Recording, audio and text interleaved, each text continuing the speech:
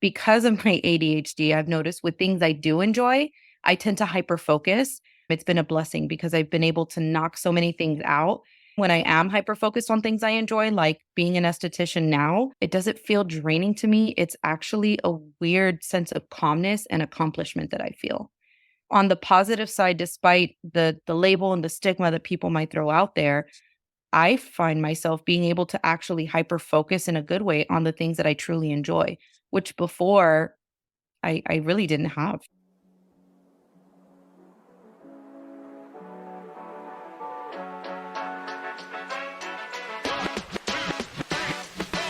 Hey everyone, I'm Megs, and you're listening to the Mindful Megs podcast, Organizing an ADHD Brain, where you will hear stories from me and others on how we organize both our brains and our lives while living with ADHD.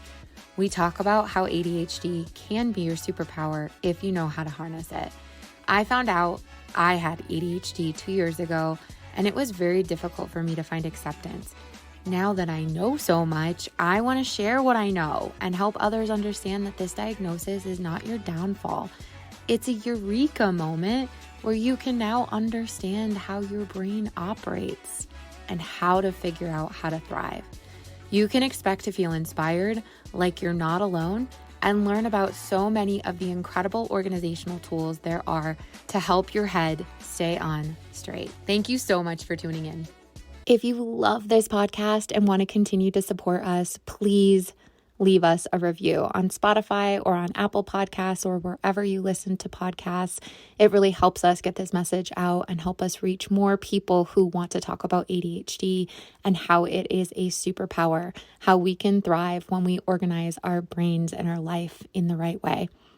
In addition, I am going to be teaching a Infinite Possibilities course. I just finished teaching it, and it was a life-changing experience for so many people, including myself. I've taken the course and I became certified, and I still learned so much and absorbed so much. It's so incredible that life is not happening to us. It's happening for us. And there's so much that we control about living our dreams, especially when it comes to ADHD. Often we can take ourselves down this railroad track of doom when our brain just gets on this tangent that we cannot, or we think we can't control. So I'm super pumped to be teaching this course. I have a link in the bio if you want to learn more. I have a free opportunity to attend on March 14th. So check it out. Come see what it's all about, and you'll learn more about the course. I'm really excited to introduce the next guest to you. Her name is Desiree Flores. Her and I used to work in the corporate world together. We were teammates, and we shared a lot of commonalities when it came to ADHD. And I'll never forget the time that she came into a leadership meeting and shared with us that she had ADHD.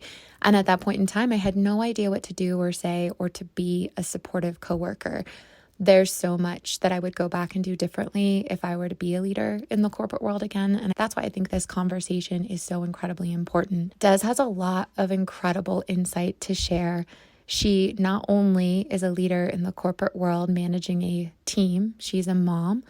She is managing a small business. She's also getting her master's degree right now in marketing. It's so cool when you have ADHD. One of the things that helps us is staying busy and doing the things that we love. The more we stay busy and the more we keep our brain on task with the things that we love to do, the more we thrive. So without further ado, here's Des. Welcome back to the Mindful Megs podcast. I am here with Desiree Flores. Des, tell us a little bit about you. Hey, a little bit about me. That's always hard to talk about. So where do I start? I live in San Antonio.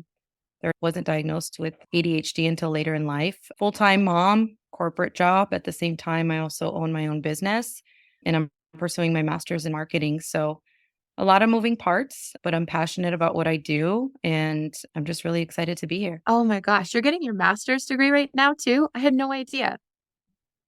There's Yeah. nothing you can't do. Well, it's tough. I will say that, but I'm hanging in there. I did switch my degree recently to marketing. Before it was like an MBA with a concentration in marketing, but I switched it to full blown marketing and I actually start my first course for that in a couple weeks. That's so exciting. Des and I used to work together in the corporate world, and I will never forget the moment that Des came into one of our staff meetings to talk about, now this wasn't what the staff meeting was about, but she did let us know that she had just been diagnosed with ADHD.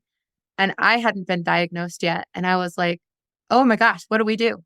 I don't know what to do. I don't know how to support you, except that I'm just going to tell you that I support you, right? Whatever that means.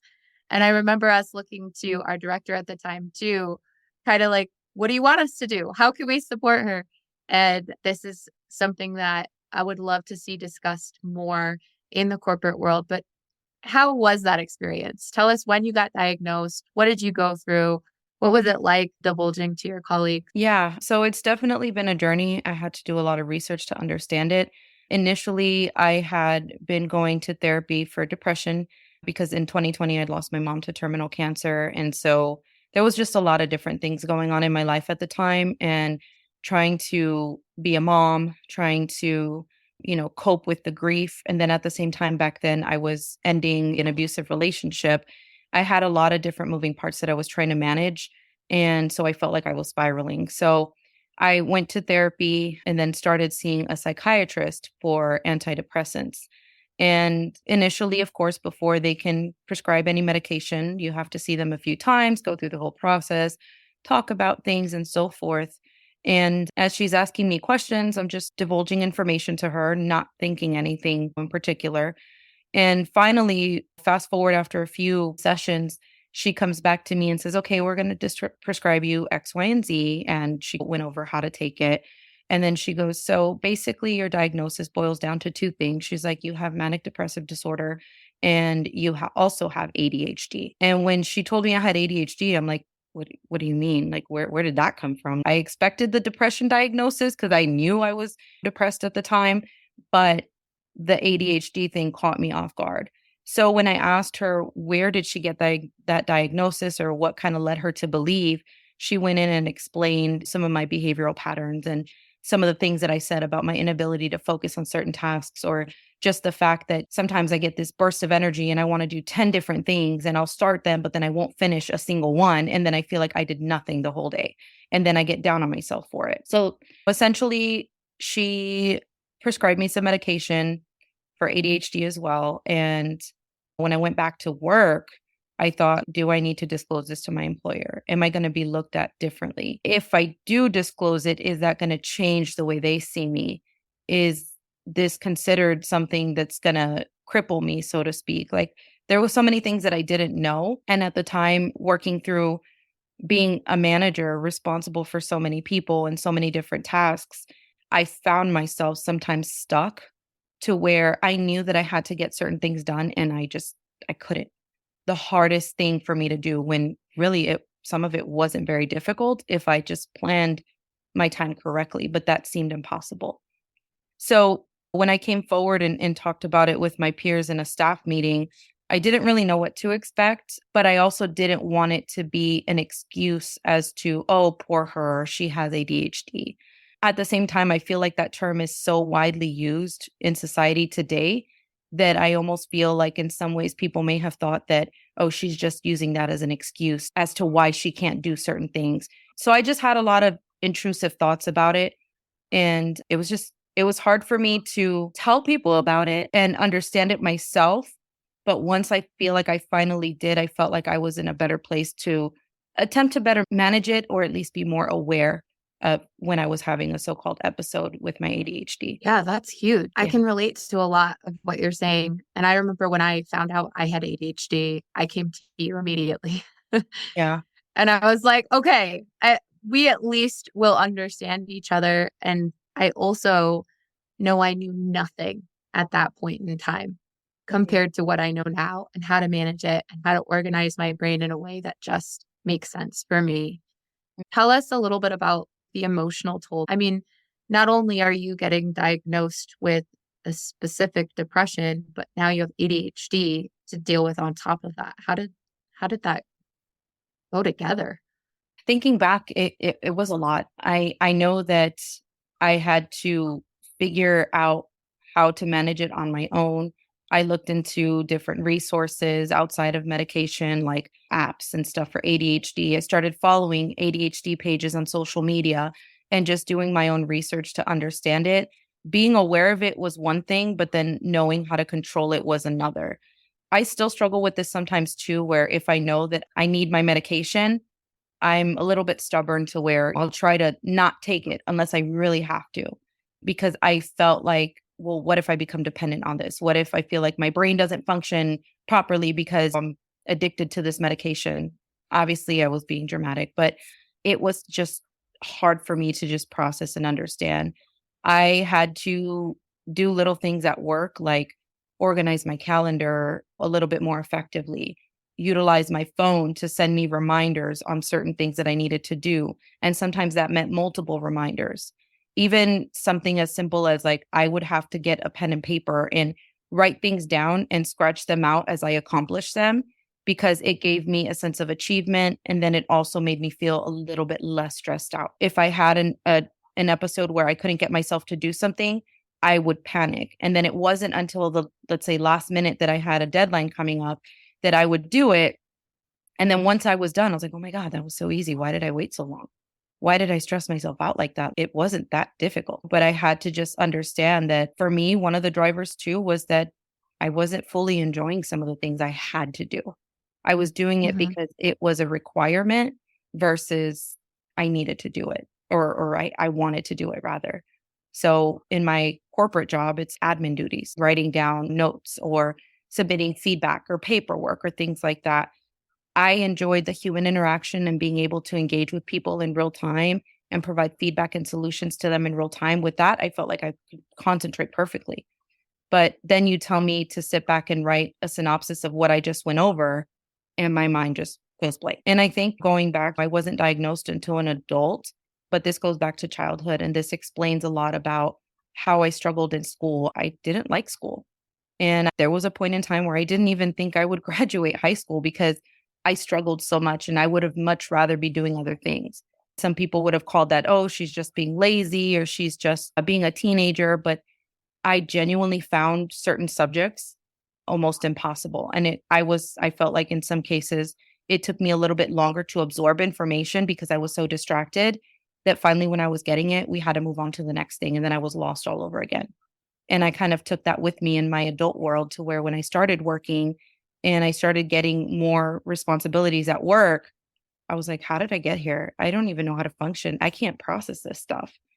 And it was just that I had the ADHD that was undiagnosed, essentially. I think what's really interesting about what you said, and I can relate to so much of that, because after my diagnosis, I started scanning my brain for all of these different events that happened in my youth, in high school, and then into college. And I'm like, oh, this all makes so much sense. And one thing that I struggle with and I work on a daily basis to change my thought process around it is that before I just thought I wasn't good enough. I kept saying, I'm not smart enough. I'm not good enough. Look at that person. I can't do what they do. Those are the stories that I continue to tell myself because those are the stories that I heard.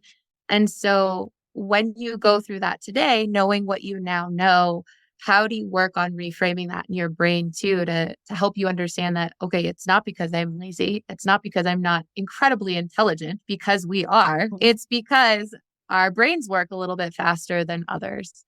What does that look like for you? I would say that I'm still going through it, at work. I think I've found a little bit of a better pace, but I still have my struggles. I still deal with, to your point, those thoughts of like, oh, I can't do this. I'm, not good enough, right? Or I just feel like this is too much and I just want to quit. I just want to stop because it's overwhelming my brain. So what I've found is, to help at least, is to not only organize my calendar, like I mentioned earlier, but allow myself to be reminded that when I am feeling that way, that those thoughts are not valid and that doesn't define who I am. At the same time, I have to remind myself, okay, maybe you're just on information overload. Let's take a step back. Can you push this to tomorrow? Is the sky really going to fall if you don't do this second? And then at the same time, I would say dedicating quiet time for myself has also kind of helped me with not only the workload that I have in my busy life and my corporate job, but also my personal life. There's times where I just need to disconnect. And if that means just laying there for an hour on the couch doing nothing, then that's what I need to do to allow my brain to silence itself. Because I still do have struggles. And there's times even where I'm asleep and I'm like, I start waking up slowly and my brain is already on it. My brain is already like, you have to do this for your business. You have this pending at work. You have to go do this. Oh my God, you have to get up because you have to help, blah, blah, blah. I have to literally talk to myself, as crazy as that sounds, and say, calm down. It'll be fine. Go back to bed, assuming I have time to sleep, or just chill out. It's almost like a constant battle where I have to remind myself that it's okay to not always be okay. And that's so far the best way that I found to be able to cope with the ADHD. I love that so much because I've been thinking about that more and more lately too. I've done things where I've created like kind of checkpoints in my brain where I say, okay, does this meet my priorities? Do I need to set up boundaries around this? Because before I never did that. Before I would just go, go, go, go, go until I burnt myself out. And then I would feel like a failure because I wasn't setting those boundaries and parameters and I wanted to make everyone happy. But now that I have those checks and balances in place, but it's weird that I didn't necessarily know how to do that until I found that I had ADHD. Now I know that my brain works a certain way. So I have to have these checks and balances in place in order to get things done. What's your go-to? How do you keep your brain organized? Well, that's still work in progress. Haha, for all of From us. Yeah, it's definitely still work in progress, but I would say having a supportive friend at work has helped. I can't say I'm as close to many people at work as I used to be, but I still have a couple folks and that can allow me to vent a little bit and decompress, and that kind of helps in a sense. And then I would say delegating and not putting everything on my plate. I felt like I needed to, especially now with some of the things that are going on in my corporate job. I felt like I needed to take everything on my own, and I would never ask for help. And I would sometimes feel like I was drowning, but I realized if I speak up and if I say something, I have a supportive group of individuals that are willing to help. Or at the same time, some other things, from a delegation piece is not owning everything and putting stuff back on my team. As in my corporate job, I'm responsible for 16 individuals, putting some of that stuff back on them to say, hey, I'm not going to take this back with me. You're going to do this. And this is what I need help with. That helps me feel less stressed to where I'm able to focus on things that actually need to be done versus feeling like my brain is all over the place and I have 15 different things going on. So delegating out of all else outside from organizing the calendar has probably been the two best things. And then of course being able to talk about it with somebody that gets it. That's also helped. I do have a supportive partner that I feel also might have ADHD, hasn't been diagnosed. So, and I'm not a doctor, but being able to express myself with this individual and him being able to give me ideas, give me guidance and bounce things back and say, okay, well, why don't you try this? And why don't you try that? Has also been very helpful, especially when it comes to my job. Although he's not in the same position as I am in the corporate world, he still has leadership experience and has been able to guide me in some ways when my brain just feels overwhelmed. That's incredible. I love that so much because Adam has ADHD as well. And we are learning to navigate that space in a way that I never even thought was possible. And it comes down to even just communicating. Sometimes I'll be so overwhelmed that I'm not ready to talk about it. And now he'll approach me and be like, I'm here for you. Are you ready to talk about it? Or do you need a moment to process what's going on? Just let me Right. know and I'll be there for you. Or even if I'm hyper focused on something, or if he is, we're learning how to recognize that so that we Right. don't interrupt each other and derail ourselves. I shared with him the other day, and this was something I never even realized. I used to sing in the car. I still sing in the car, but when I used to Mhm. sing in the car, I would get so into it that I didn't want to have conversations with people. And then when people would start to have conversations with me, I got so annoyed. Mhm. And I had no idea where that was coming from. I remember even asking myself, what the heck is this? Why am I feeling so strongly that I want nothing to do with this person right now? What advice do you have for people who are just finding out they got diagnosed now as an adult? I would say take some time to absorb it. It's not the end of the world. You can You don't necessarily always need to be on medication to focus. And I would say do research, understand not only what's out there and what you can understand about the diagnosis itself, but find support groups, whether that's on Facebook, there's an ADHD support group on social media, even hashtags and stuff you'll find on Instagram that you can read some information on and just learn. So I would say just learn about it, absorb it, and then understand and start to pay attention to some of your patterns and your behaviors. And then think of ways that can work for you in regards to coping. To your point, singing in the car, it's like you didn't want anybody else to get in your way, but you realize that later on, right? You were hyper focused on that. I get that same way with cleaning. There's times where I get this instant burst of energy and I just want to clean at 11 o'clock at night. And if somebody tries to stop me, I get frustrated and I'm like, just let me do it. It doesn't make sense to them why I'm doing it, but I need to do it and I feel better afterwards. It's a matter of understanding yourself and what patterns you do. If it is something that's maybe not a healthy pattern, maybe even seeking therapy, that's always good to kind of help you better understand and better cope. There's apps out there you could use. There's so many different ways to cope. It's just you have to find what works for you. That's awesome. I think that's amazing advice. Do the research, ask the questions, find people you can talk about it with. Like you had said, your partner now is such a help in your life. How has finding out you have ADHD contributed to your life positively? I know for me, at first, I drowned in the negative aspect of it. But the more I've learned, I heard Simon Sinek talk about it as his superpower. And I'm like, what? That sounds incredible. And I wanted to embrace that as well. It's allowed me to step outside of my comfort zone and help me find things that I loved doing.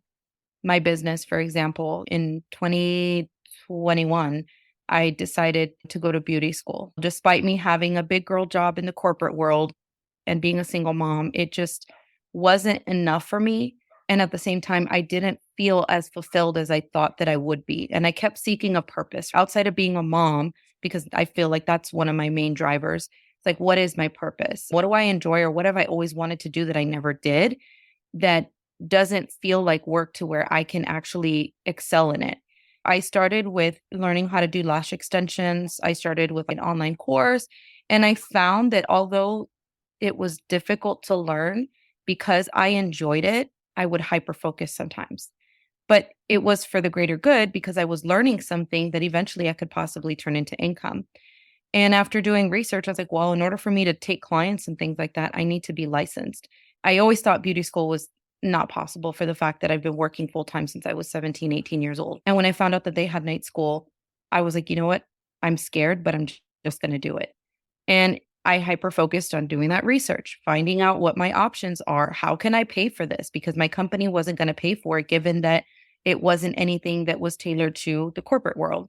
Because of my ADHD, I've noticed with things I do enjoy, I tend to hyper focus. It's been a blessing because I've been able to knock so many things out. When I am hyper focused on things I enjoy, like being an esthetician now, it doesn't feel draining to me. It's actually a weird sense of calmness and accomplishment that I feel. On the positive side, despite the label and the stigma that people might throw out there, I find myself being able to actually hyper focus in a good way on the things that I truly enjoy, which before I really didn't have. Heck yeah. Oh, I love that so much. I think about it sometimes. I'm like, I might forget people's birthdays, but the things that my brain can do, top notch, really pretty incredible. And then there's tools and things to implement to make sure that I don't forget birthdays and that I do send text messages back when I need to. Oh, I'm big on sometimes forgetting to text people back. Yes. I'm working on that too. Oh my gosh. I think you are such an incredible woman. And I truly value our friendship back in the corporate world and that it's continued here today. I loved learning with you. I know that we would always bounce ideas off of each other and talk about how to best support people. I have seen you juggle so much in a way that I think initially it could have been overwhelming, but you have conquered it. You have come to this place of knowing where you're going, knowing what you want to do, and you have created these steps along the way to get you there. I'm so impressed with what you've done. There's a reason why there's so many people out there who are entrepreneurs and also have ADHD. And it's really just because there's so much that we can accomplish. And I don't want to say multitask because I still think we need to focus on one thing at a time. I think what you've done is incredible. So tell us about your business. I have so many different ideas. What I found that I actually like, which I didn't think I would, is like the marketing aspect of it, which is why I'm getting my master's in marketing. My business itself, I own House of Bella Aesthetics in San Antonio. I service clients who are interested in like facials, waxing, specifically Brazilian waxing, and intimate bleaching. That's pretty much my specialty. And then I'm the only esthetician in San Antonio that carries a full spectrum CBD professional skincare line called Cool. They're California based and they have a couple of spas out in, I believe it's Nebraska, but they don't really have any presence in San Antonio. Actually, I confirmed with my business rep that I'm the only one, which is why I have that label San Antonio's exclusive Cool partner, because you can't find these products on Amazon. It has to be through a licensed professional. And I take pride in knowing what ingredients go into my client's skin. If we think about it, outside of ADHD, everything we put in our body has an impact, right? And it affects something. And I always wanted to make sure that I'm educating people on what goes into their skin. What are the right products? What are the best solutions for them?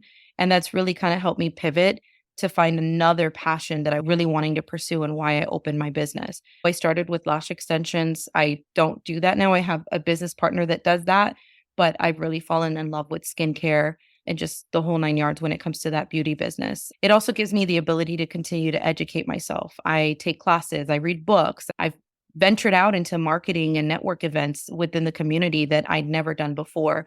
And because of my ADHD and the fact that I enjoy it, I can hyper focus on certain things like my marketing materials. I really have been getting good at Canva and learning how to record different videos and put stuff together for content. That's like a whole other business venture that I'm even considering pursuing in addition to my esthetician business. Although ADHD for some people can find, they might find it, oh my God, it's crippling and, I can't function. Yes, you're going to have those days, but then you're also going to have the good days, specifically if you find something that you really enjoy. It might not even be a business venture. It might be just reading a book. It might be doing something else. The fact that I've been able to hyper focus on things that bring me joy has really helped me find another sense of fulfillment, which prior to I didn't have before. And if my brain was not occupied with something, I would drive myself crazy. And now if I find myself bored, which is very rare, I always find something to do. I'm not going to sit down and watch TV. I'm going to focus on my business. And I'm okay with that. I can fix up materials and make it look perfect for what I need to do. And I'm in my zone. That's been the blessing for ADHD, for me having ADHD. I love what I do. I'm just willing to put in that work and invest my time to make it continue to grow. Heck yeah, Des. Oh, this is so incredible. I'm really excited. We're going to put all of your contact information in the show notes below so that we can visit you on Instagram. Do you have a website? Yes, it's houseofbellaesthetics.shop. The website will basically take you to the main page. Of course, my products will be there, a little bit about me, and there it'll send you to the links to book. There's my Instagram link on there as well. So all my socials will be there, contact information. So houseofbellaesthetics.shop is my website. Awesome. Des, thank you so much for being here today. It was such a pleasure to catch up with you. I feel like there's so many other conversations that we could have from this. So I would love to keep in touch, and everyone go check out Des. Wasn't that interview incredible? Des shares some incredible nuggets of wisdom when it comes to managing her ADHD. One of my favorite things that she shares is about how she talks herself into slowing down and talks her brain into chilling out, when we know that if we don't have barriers in place and ways to talk ourselves out of complex situations, we tend to overcomplicate our lives. It's just a thing that we do. So when we say things like, okay, the sky is not falling, it's okay that this doesn't get done today, and understand what to prioritize, that is a huge game changer. That's one of the things that I've incorporated into my daily routine.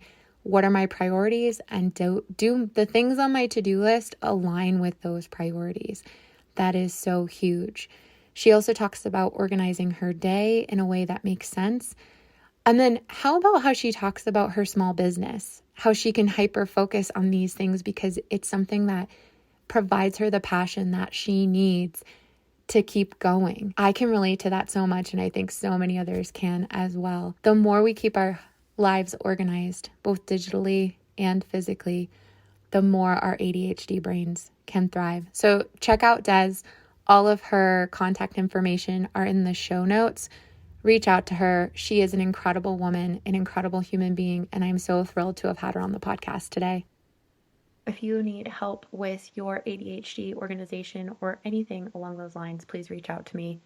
If you like what you heard, please share with others and leave a review. I would love to hear from you. My contact information is in the show notes below. Share your stories, share any feedback, share what you'd like to hear next. I am also a strong proponent of taking time off for yourself, and I've included a link to Remedy Bath Skincare below. This is owned and operated by one of my favorite people who has been in business for a couple years now, and I have been using her CBD bath bombs for years, and they're so incredible. I've never had a bath bomb that smells or works better than this, and CBD is just an extra pressure taker offer, if those are the words you want to use. Check it out below. I also included my link. It's Meg Bathco, and you can save 10% off of your order. Another way you can support the podcast is by using my link if you want to try out HelloFresh. It's an amazing way to automate your grocery shopping and try new foods. It takes so much of the thinking out of planning for the week. My ADHD brain has been so appreciative of HelloFresh. We've actually been using for I think all of 2024 now. We've tried so many new foods, some that we didn't like as much as we have liked, but oh, so many amazing flavors. And I'm so thrilled to not have to think ahead to try to figure out what's for dinner, especially when my husband and I are managing jobs and then, of course, our kiddos at the same time. I want to reiterate, I am not a doctor, and most of the people I talk to are not doctors or medical professionals. What's really important here is that you shouldn't be using the show to diagnose. I wanted to make this show available to people who wanted to be able to relate to other people like them. I know I needed this tenfold when I first found out that I had ADHD, and I didn't know there were so many other people out there who had either gone through similar circumstances or were going through them at the same time as I was. So if this helps anyone feel like their brain works like other people's and we can relate to something, if you're trying to figure out if you have ADHD or not, please talk to your therapist or a medical professional so that you can truly understand what kind of options you have out there for support and, of course, for medicine. And then come here as you're along the ride for the journey and listen to people who are going through similar circumstances and understand that it's not a one-size-fits-all sort of diagnosis. There's so many options and opportunities out there for you. Thank you so much for tuning in, and I can't wait to hear from you.